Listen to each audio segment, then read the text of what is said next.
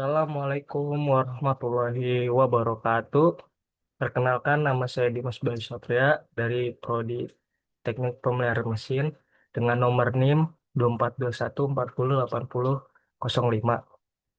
Ah, Sebelumnya, izinkan saya berterima kasih kepada Pak Wahyu dan Bu Ama telah memberikan saya tugas tentang materi ini. Sebelum masuk ke materinya, saya ingin memperkenalkan alat las saya yang dibuat secara manual, yaitu DIY atau disebut DIY. Ini alat las saya. Hmm, Nggak cukup mirip sih, tapi boleh lah. Seperti alat las pada umumnya, di sini ada kepala, sini ada pegasnya yang buat buat buka tutup ininya, terus ada pegangannya. Ini terbuat dari kardus. Oke, lanjut ke materi. Di slide pertama itu ada judulnya, yang yaitu kajian ketiga dan penggunaan alat las.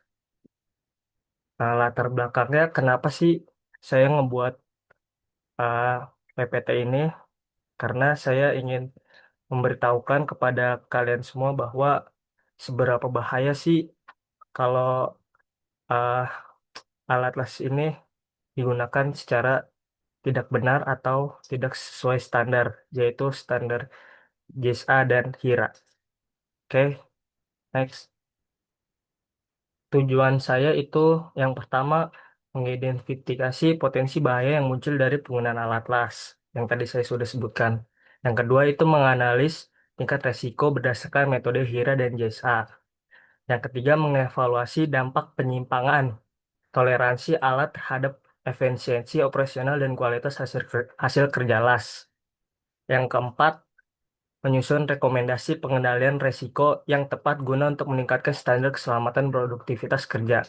Yaitu saya akan merekomendasikan bahwa gimana sih cara memakai alat las yang benar. Selanjutnya ada manfaat, memberikan panduan praktis bagi pekerja dan pengawas K3 dalam melakukan inspeksi dan pemeliharaan alat las berdasarkan parameter teknis. Yang kedua, menjadi bahan pertimbangan manajerial dalam penetapan SOP, pemilihan alat, dan pelatihan kerja yang lebih aman dan efisien. Mendorong penerapan metode HIRA atau JSA sebagai alat bantu sistematis untuk mencegah kecelakaan kerja dan menjaga produktivitas.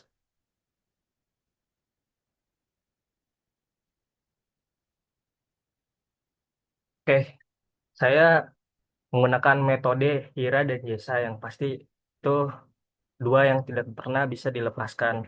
HIRA atau yang sering disebut juga hazard identification and risk assessment, yaitu mengidentifikasi semua potensi bahaya yang mungkin muncul menggunakan alat las, lalu menilai tingkat resiko berdasarkan kemungkinan dan dampaknya. Dan ada JSA, Job Safety,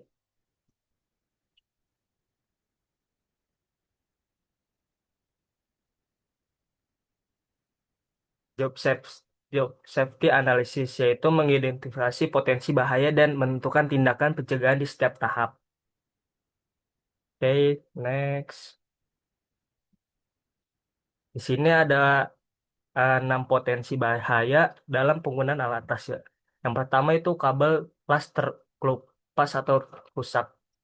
Biasanya itu bisa menyebabkan operator bisa uh, kena listrik atau bisa kesambar. Itu bisa bahaya juga, sampai meninggal juga bisa.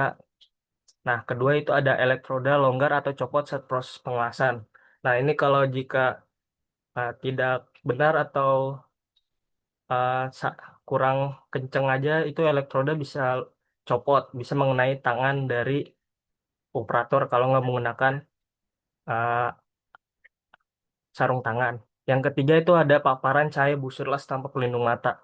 Itu bahaya banget, bisa menyebabkan kebutaan karena kalau tidak kalau memakai las tanpa pelindung mata bisa menjadi buta.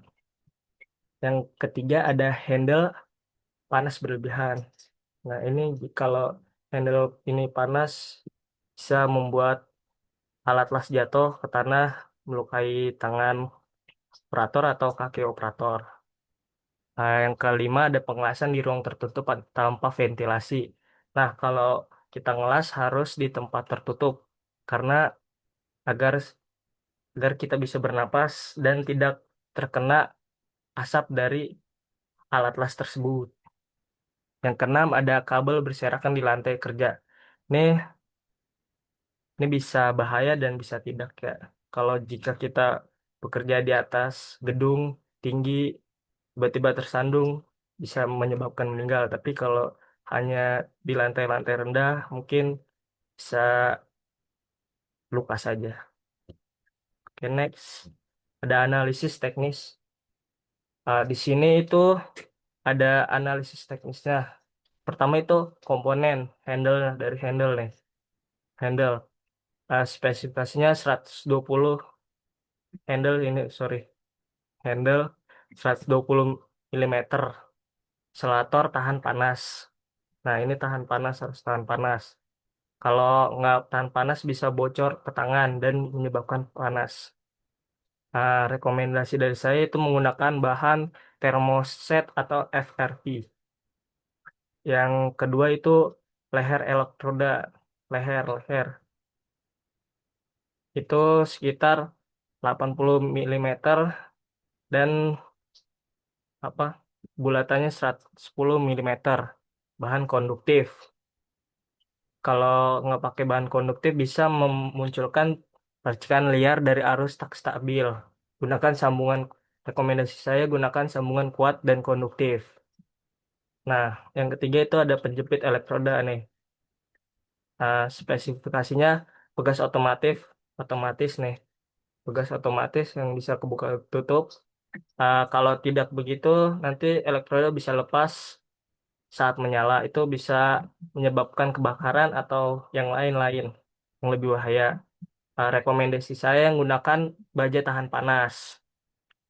Ah, yang terakhir itu kabel penghubung ya. Dari sini biasanya ada kabel penghubung yang sekitar 2 meteran dan lingkarannya itu 8 milimeter. Biasanya itu pakai karet tahan panas.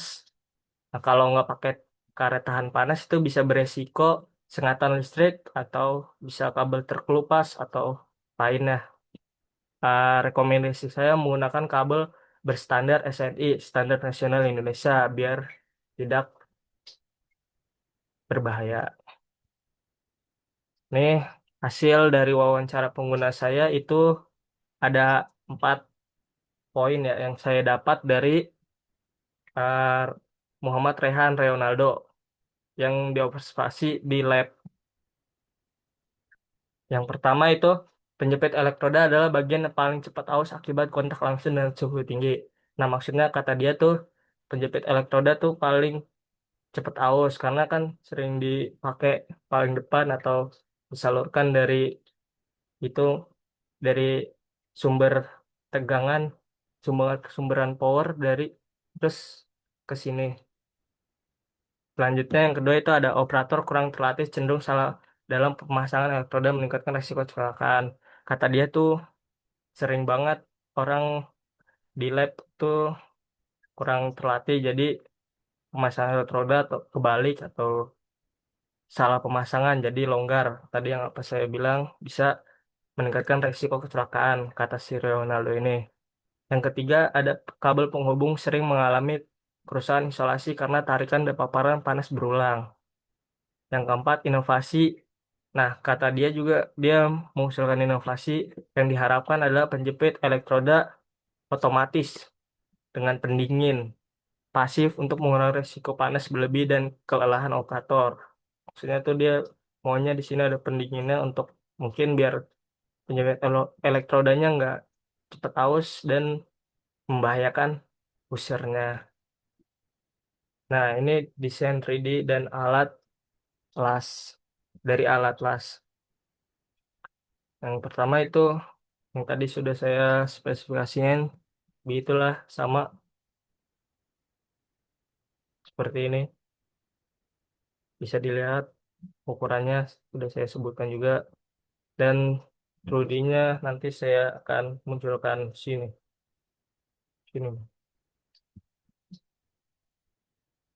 Kesimpulan dari saya, penggunaan alat las di lingkungan kerja menyimpan potensi resiko signifikan, terutama akibat kausan, penjepit elektroda, kerusakan kabel penghubung, serta desain handle yang kurang ergonomis.